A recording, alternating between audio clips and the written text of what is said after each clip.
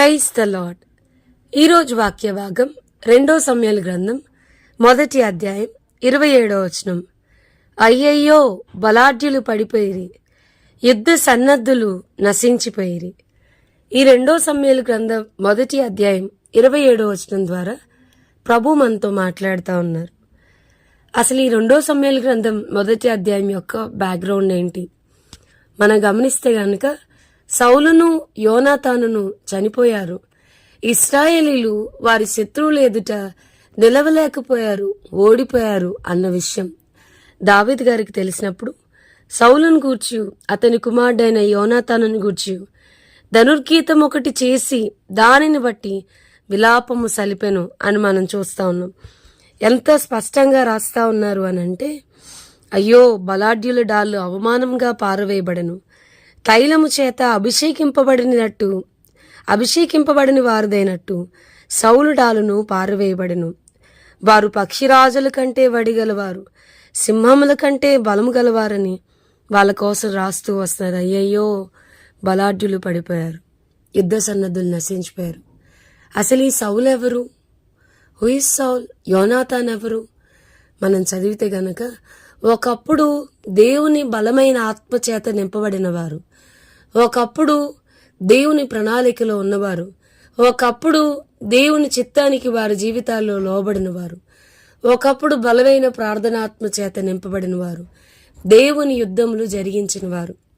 వాక్యం వింటున్న ప్రియమైన వారులారా, సౌలు గారు ఈరోజు ఇలాంటి జీవితం రావడానికి, ఇటువంటి మరణం, తైలము చేత అభిషేకింపబడని వారిదైనట్టుగా మరణించడానికి గల కారణం ఏంటి మనం చూస్తే గనక, తన చుట్టూ ఉన్న ఒత్తిళ్లకి, ప్రెషర్స్కి లొంగిపోవడం.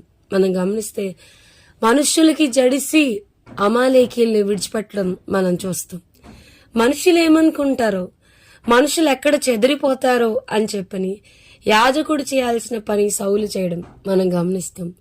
నేను చెప్తా ఉన్నా, వాక్యం వింటున్న ప్రియమైన వారులారా, మన చుట్టూ ఉన్న ఒత్తిళ్లు మనకు ఎక్కువైనప్పుడు, నా ఉద్యోగంలో ప్రెషర్ పెరుగుతుంది, సో దాన్ని బట్టి నేను అపనమ్మకంగా ఉండాలి, అబద్ధం చెప్పాలి. నా చుట్టూ ఉద్యోగంలో నాకు ప్రెషర్ పెరుగుతుంది కాబట్టి నేను ఎలాగైనా క్లయింట్ని మోసం చేయాలి. సో కొన్నిసార్లు అబద్ధం చెప్పమను, మోసం చేయమను, లంచం తీసుకోమను, డబ్బు ఎక్కువగా సంపాదించాలి కాబట్టి ఆ ఒత్తిళ్ళకి లొంగి మనకి డబ్బులు కావాలి, మన స్టేటస్ పెరగాలి, మనం స్కూటీ నుంచి కారుకి ఎదగాలి కాబట్టి, so it is good to say లై, ఇట్ ఈస్ గుడ్ టు మనం దొంగతనం చేయడం, ఒక అబద్ధం చెప్పడం, పిల్లలకు ఒక మంచి భవిష్యత్తుని ఇవ్వాలి కాబట్టి ఒక మోసం చేయడం అనేది తప్పు కాదు అని లోకము, సమాజము మన మీద ప్రెషర్ తీసుకుని రావచ్చు. బట్ వాక్యం వింటున్న ప్రియమైన వారులారా, మనం నిజాయితీగా ఉండాలి, నమ్మకంగా ఉండాలి. నేను బాగా చెప్తా ఉన్నాను, మీరు వినండి. మనం స్కూటీ మీద వెళ్ళినా పర్వాలేదు, మన లివింగ్ స్టేటస్ తక్కువగా ఉన్నా పర్వాలేదు, కానీ మన హృదయంలో మనం గుర్తుంచుకోవాల్సింది, ఒకరోజు మన ప్రభు అయిన యేసుక్రీస్తు ఎదుట నిర్దోషమును నిష్కలంకమునైన మనస్తత్వం కలిగి ఆయన ఎదుట నిలబడాలి, మన మనస్సాక్షి కలిగి ఆయన ఎదుట నిలబడాలి. మన మీద దోషారోపణ చేసేది, మనం ప్రభు ఎదుట నిలబడినప్పుడు నువ్వు దోషివి అని మన ఎదుట నిలబడేది మన మనస్సాక్షి మాత్రమే. సో ప్రెషర్స్ పెరిగినప్పుడు, అది ప్యూర్ ప్రెషర్ కావచ్చు, మన చుట్టూ ఉన్న పరిస్థితుల యొక్క ఒత్తిడి, సమాజం యొక్క ఒత్తిడి మన మీద పడుతున్నప్పుడు మనం ప్రభువుని చూపించగలిగేలాగా ఉండాలి. అంతేగాని జనులకు జడిసి, ప్రజలకు భయపడి మన యొక్క మోరల్ వాల్యూస్, ఎథికల్ వాల్యూస్ అనేది మనం కోల్పోవడానికి వీల్లేదు. అండ్ సెకండ్ పాయింట్, మన బలాఢ్యులు అనేది దేనికోసం చెప్తుందంటే, it's not about our physical appearance, how you are looking, మనం శారీరకంగా ఎలా కనబడుతున్నాం అనేది కాదండి. It's all talking about your prayer life. నీ జీవితంలో దేనన్నా కోల్పో, డబ్బును కోల్పో, ఆరోగ్యాన్ని కోల్పో, పేరుని, ఏదన్నా కోల్పో, but not your prayer life. మన ప్రార్థనా జీవితం మాత్రం ఎప్పటికీ మనం కోల్పోకూడదు.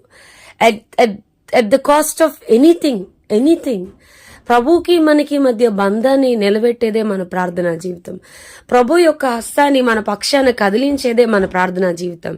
నీ భవిష్యత్తులోనికి నువ్వు పంపించగలిగింది ఏదన్నా ఉందా?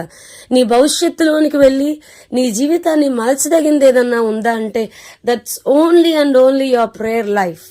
అది మనం మర్చిపోకూడదు. దేన్నన్నా కోల్పో, నీ పరిశుద్ధతను మాత్రం కాదు. దేన్నన్నా కోల్పో, నీ ప్రార్థనా జీవితాన్ని మాత్రం కాదు. మనం గనక మన ప్రార్థనా జీవితాన్ని కోల్పోతే అయ్యయ్యో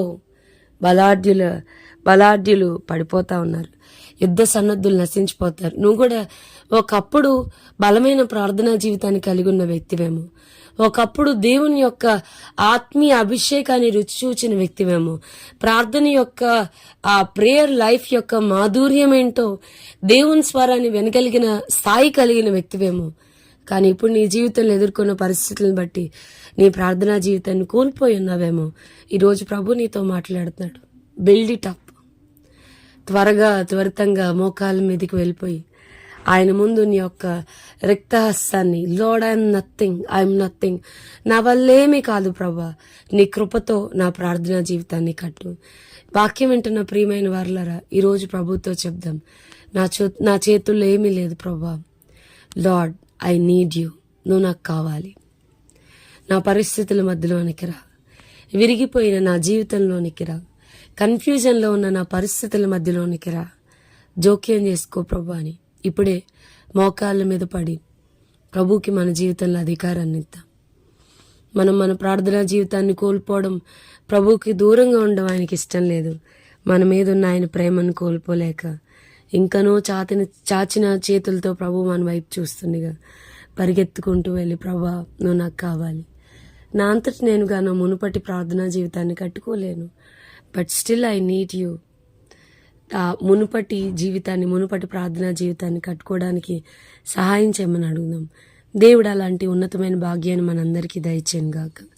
ప్రార్థన చేద్దాం. ప్రభా, ఈరోజు వాక్యం వింటున్న మా బిడ్డలైన మా ప్రియులైన వారిని అందరినీ మీ చేతులకు అప్పగిస్తా ఉన్నాను. Fill them with thy powerful holy spirit. ఒక బలమైన ప్రార్థనాత్మ చేత ప్రతి ఒక్కరిని నింపమని యేసు నామమున అడిగి వేడుకొంచున్నాం తండ్రి. Amen. God bless you and have a blessed day.